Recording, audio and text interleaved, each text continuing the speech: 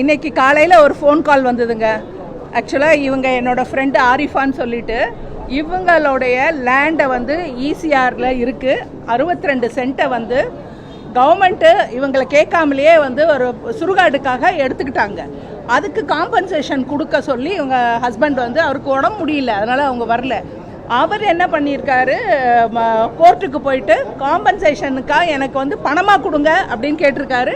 முடியாது, கவர்மெண்ட்டு வந்து நெருக்கடி, பண நெருக்கடி, உங்களுக்கு அதுக்கு ஈக்குவலாக நாங்கள் வந்து லேண்டு கொடுக்குறோன்னு சொல்லி கொடுத்துட்டாங்க. அலாட் பண்ணியாச்சு, கோர்ட் ஆர்டர் வந்துருச்சு. ஆனால் ஒரு வருஷத்துக்கு முன்னாடி நாங்கள் வந்து பார்த்தபோது அவங்க வந்து இது மேலே ஆக்ஷனை எடுக்கலை.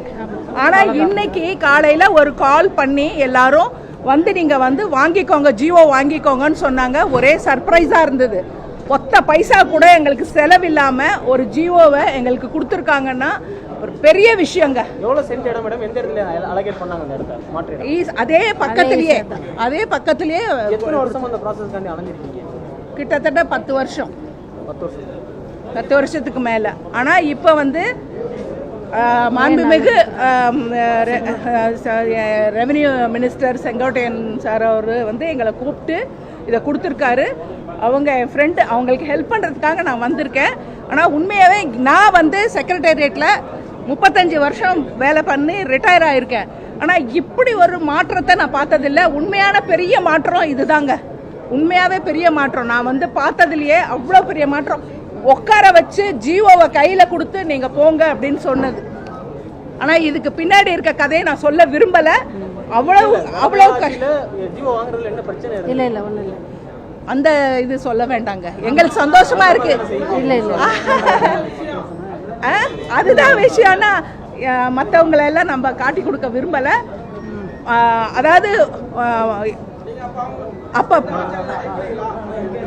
அப்ப அந்தாச்சு இல்லை இல்லை நாங்க பயப்படல. ஆனா பணம் கேட்டாங்க, 1 சென்ட்டுக்கு இவ்வளவு பணம் கேட்டாங்க, அவ்வளவுதான். அப்ப வந்து நம்ம உங்க பேர் மேடம்?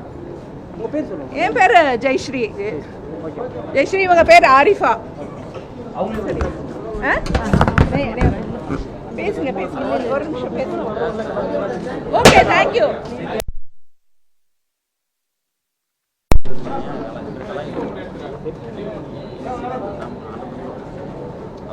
அதாவது ஒரு தூய்மையான ஆட்சி ஒன்று நடக்குதுங்க. அதுதாங்க சொல்றேன். நாங்க வந்து கண் கூட பார்த்தது.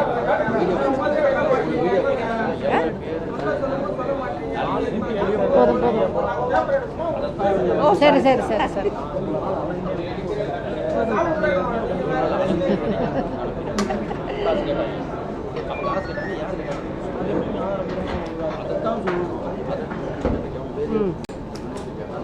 தேங்க்ஸ்ங்க. எடுத்துட்டீங்களா?